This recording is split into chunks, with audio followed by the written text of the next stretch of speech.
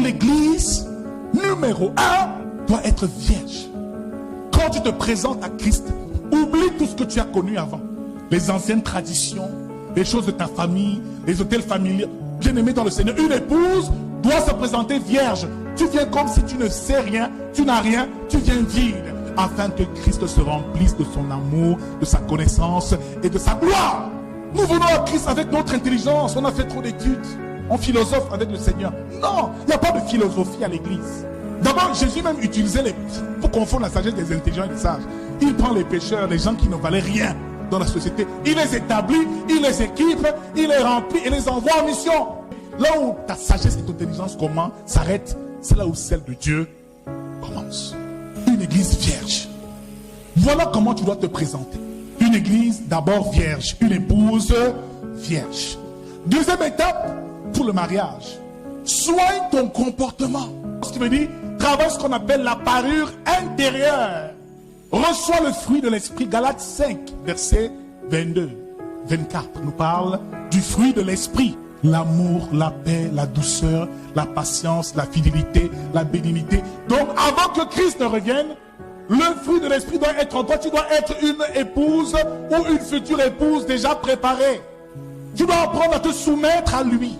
Tu dois apprendre à lui obéir, bien-aimé dans le Seigneur, quand tu es fidèle à l'église tous les dimanches. Ce qui veut dire que tu es fidèle dans ta relation amoureuse avec Christ. Tu ne viens pas ici pour moi, le pasteur ou qui que ce soit. Le fait de venir à l'église tous les dimanches, d'être là à tous les services, c'est seulement dire, Seigneur, moi je suis fille. Et la fidélité est ce qu'on appelle un fruit de l'esprit de Dieu. Bien-aimé, il viendra enlever une épouse vierge, oui, libérée des idoles, mais aussi une épouse fidèle. Une épouse qui travaille son caractère, qui travaille la parure intérieure, pas extérieure, d'abord l'intérieur. Adam m'a dit, celle-ci est l'os de mes os et la chair de ma chair. Ce qui veut dire que les os commencent avant la chair. Amen. Ce que Dieu et ce que Jésus et ce que Christ veut voir, c'est deuxièmement une épouse qui soigne son comportement et travaille sa parure intérieure. Bien-aimés, nous ne parlons pas des artifices extérieurs. Des belles mèches, ça ne sauve personne. Christ ne viendra pas. Christ viendra regarder ton cœur, premièrement. Même si tu donnes tellement d'offrandes, même si tu chantes à la chorale, même si tu prêches la bonne nouvelle, les gens sont bénis. Si ton cœur n'y est pas, Christ peut te laisser. Tant que tu ne le fais pas par amour pour lui. Ne te soucie pas des hommes. Soucie-toi seulement de Christ. Il doit être celui vers qui nos regards sont dirigés de jour comme de nuit. Même si les hommes sont imparfaits, Christ est parfait. Même si les hommes sont incompétents, Christ est compétent. Christ est au-dessus de ton pasteur. Christ est au-dessus de ton apôtre. Christ est au-dessus de ton prophète. Christ est la tête de l'église. C'est vers lui qu'il faut diriger son cœur. Une église à la dimension de l'épouse. L'église travaille sa parure intérieure. Troisième point et attitude que l'église doit avoir, ou que l'épouse ou une épouse qui se respecte, c'est de se laver. Dis avec moi, lave-toi. Va aux eaux de baptême. C'est pour ça que Jésus a instauré le baptême, afin de la sanctifier par la parole, après l'avoir purifiée par le baptême d'eau. Lave-toi. Lui-même a été baptisé. Il est le chemin, la vérité et Jésus est entré aux eaux de baptême. Lorsqu'il est sorti des eaux, la Bible déclare que le ciel s'est... Et qu'une voix se fit entendre, une colombe est descendue. Celui-ci est mon fils bien-aimé, en qui j'ai mis mon affaire.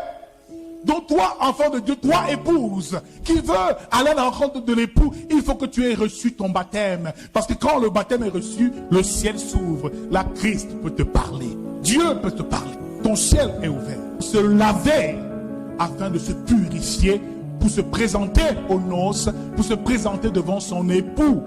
Bien-aimé, toute cette parole, la grâce nous parle du mariage de l'église avec son époux. Tant que nous n'avons pas la conscience de l'amour d'une épouse, de comment servir son époux, frère, on ne peut pas réussir. Parce que tu viendras encore ici, on te dit, fais le ménage. Tu dis, non, je suis occupé. Tu n'as pas compris. Ça veut dire que tu es une épouse rebelle. Non, tu n'as pas compris que c'est de l'église qu'il est question. Entretiens-la et veille sur l'église du Seigneur. Quatrièmement, habille-toi à présent. Après avoir travaillé l'intérieur, maintenant, habille-toi Ça veut dire, nous parle du revêtement. Luc 4, verset 14, nous dit que Jésus était revêtu de l'Esprit. Donc il y a une différence entre être rempli de l'Esprit et être revêtu de l'Esprit ou de la puissance d'en haut. Donc l'Église doit être revêtue du Saint-Esprit. Après avoir reçu ton baptême, on reçoit le baptême de l'Esprit. L'Église reçoit le baptême du Saint-Esprit. C'est donc ici le symbole du vêtement que l'Église porte. Symbole de sa gloire à présent. Toi, chrétien, rempli du Saint-Esprit, sache que tu es une épouse qui est revêtue de la gloire de Dieu, qui représente ici le Saint-Esprit. Il s'agit d'un mariage, pour ceux qui ne le comprennent pas. D'un pur mariage d'amour, d'une union sacrée entre l'époux et l'époux. Cinquième point et cinquième attitude, parfume-toi. Toute épouse doit sentir bon. Et c'est l'odeur de la femme qui attire souvent l'homme et l'époux. Amen. Une épouse doit sentir bon, elle sent bon. Tu dois dégager un bon parfum, une bonne odeur. Alléluia. Qui représente ici ton adoration, ta vie de prière, ta consécration. Frère, une épouse doit produire ce qu'on appelle un parfum de bonne odeur. Ton offrande, tes dîmes, ton sacrifice pour Dieu, ton œuvre bien-aimée monte effectivement au Seigneur comme un parfum de bonne odeur. À la temps de l'assignation, c'était ce sacrifice qui était un parfum de bonne odeur. Aujourd'hui, c'est notre vie de consécration, la prière. Une vie consacrée qui fait de nous une église qui dégage un bon parfum suave, agréable pour ton époux. Nous parlons ce matin effectivement de l'attitude de l'épouse ou de chaque épouse qui est ici l'attitude de l'église et l'attitude que nous devons tous avoir. Bien-aimé dans le Seigneur, Christ doit être au centre de tout. Quand je me place ici, bien-aimé, ce n'est plus moi qui parle. Parfois ce que je dis même dépasse mon entendement, ça me choque souvent moi-même. Non, j'ai appelé, oui, homme de Dieu, vraiment, vous dites des choses parfois choquantes qui me blessent. Non, moi-même ça me... Je suis dans le même panier. Amen. Chaque fois Dieu m'amène moi-même au travers de la parole à changer et à réviser moi-même ma vie chrétienne. Donc c'est pas une affaire qui vous concerne, ça me concerne moi-même en preuve. Nous devons tous changer et la parole a pour but de nous renouveler chaque jour, de nous perfectionner chaque jour. Quand elle arrive, il faut que tu sentes qu'elle te fasse mal, sinon tu n'as pas écouté l'évangile. Qu'elle t'amène chaque jour à te remettre en question. Voilà le véritable évangile de la croix. L'évangile que l'épouse doit recevoir pour s'améliorer, pour se discipliner et pour être à la dimension de l'époux. Sixième attitude de l'épouse. L'épouse doit se donner volontairement. Parce que l'enfant, lui, il vient au monde, il ne demande pas à venir. L'épouse, c'est l'amour qui lie l'épouse à son époux. Donc toi, chrétien, lorsque tu vas à la rencontre de l'époux, sache que tu t'offres, tu viens te donner volontairement. Tu viens t'offrir. Et il dit encore en Romains 12, verset 1 à 2, je vous exhorte, frères, par les compassions de Dieu, de vous offrir comme sacrifice vivant, saint et agréable à Dieu. Donc la première offrande de l'église, c'est toi-même. La première offrande que tu as pour le Père ou pour le Seigneur, c'est toi-même, c'est ta vie. Tu ne t'appartiens plus, tu appartiens à présent à Dieu. Dis avec moi, je suis une offrande. Je suis une offrande pour le Seigneur. Ici, se donner veut dire se sanctifier. C'est une façon de faire comprendre ici, il dit, fuyez l'impudicité car tout péché que vous commettrez est excellent au corps. Il dit ici, ne savez-vous pas que votre corps est le temple du Saint? 1 Corinthiens 6 à partir même du verset 17 à 18. Votre corps est le temple du Saint-Esprit, le temple du Dieu. Donc dès l'instant où tu comprends que tu es une épouse, ma soeur, tu ne vas plus avec n'importe quel gars. Ce corps n'est pas à moi. Dis-le fort, ce corps ne m'appartient pas. C'est le corps de Christ. C'est le temple de Dieu. Et non le temple des adultères, de la fornication, de toute forme d'œuvre de la chair. C'est un temple sacré. Car Dieu s'est établi en toi à présent, en Jésus-Christ. Et on dit les choses anciennes sont passées, voici toute chose devient. Offre-toi. Qu'est-ce que tu as à vouloir agir à l'église comme si tu agis par ta propre chair? Non. Soumets-toi. La Bible déclare, soumettez-vous à Dieu et résistez au diable, il fuira loin de vous. Soumets-toi simplement. À l'église, on se soumet. Au chef, à Christ, on se soumet tous à Christ. Et il y a une hiérarchie à l'église aussi. Le pasteur vient par la suite, les diacres, les anciennes églises, tout le reste. Chacun doit jouer son rôle dans l'amour et dans la paix. 7e et dernier point. Après s'être donné, elle doit donc se soumettre. On dit, femmes, soyez soumises à vos maris, comme à Christ.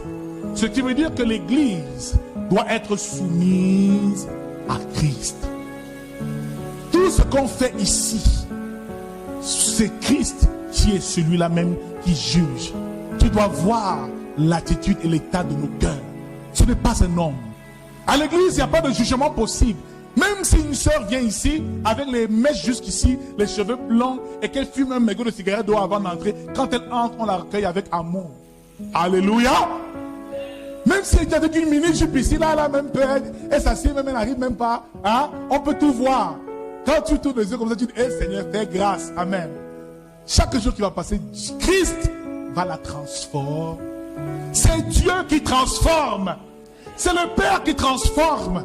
C'est le Saint-Esprit qui transforme. Ce n'est pas un homme qui transforme et qui change quelqu'un. Mais nous sommes en train de juger. Ah, le pasteur s'est dit ici, je ne suis pas d'accord avec ça. C'est ça le problème des chrétiens aujourd'hui. On a fait trop d'églises, on a écouté trop d'évangiles, trop de prières partout.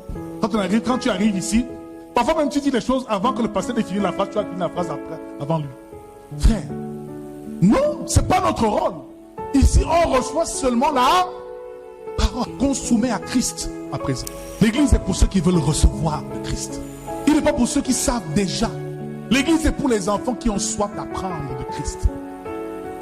Moi-même, avec tant d'années de ministère, j'ai toujours soif d'apprendre. Je veux toujours m'asseoir. Écouter ce que les autres reçoivent. Écoutez ce qu'ils ont à apporter, car Christ peut passer par n'importe qui. Il fait donc grâce à qui il fait. Prenons conscience que nous sommes dans l'église du Seigneur Jésus. Faites attention à l'église. Toute chose qui concourt à faire souffrir l'église, c'est ta propre vie que tu mets en danger. C'est toi qui venais souvent faire le ménage le vendredi ou le samedi matin. Oh, tu es un peu énervé, tu ne viens plus faire le ménage. Frère, tu ne viens plus faire le ménage. Ce n'est pas au pasteur que tu t'attaques. Dimanche, le pupitre est plein de poussière. On sert Dieu dans la poussière. C'est à Christ que tu t'es à. Christ est au-delà de toute personne qui habite et qui agit dans l'église. Au-dessus même du pasteur lui-même. C'est lui que nous venons servir ici. Pas un homme. Dès l'instant où tu réalises cela, quel que soit ce que les gens vont faire autour de toi, même si tu as une sœur qui vit encore dans l'impudicité, ça l'engage. Ne la juge. Nous ne sommes pas là pour juger. Laisse Christ juger son église et la juger lui-même. Jean 8, verset 1 nous parle de la femme adultère. Il dit que celui qui n'a jamais péché lui lance la première. Ah, une pécheresse comme celle-là vient parler auprès d'elle, elle vient au pied de Jésus. Les gens viennent avec les gourdins, les cailloux. Ah, elle est graciée. Donc tu peux être surprise que celui-là que tu as insulté impudique, lui il arrive au royaume et toi tu restes en bas.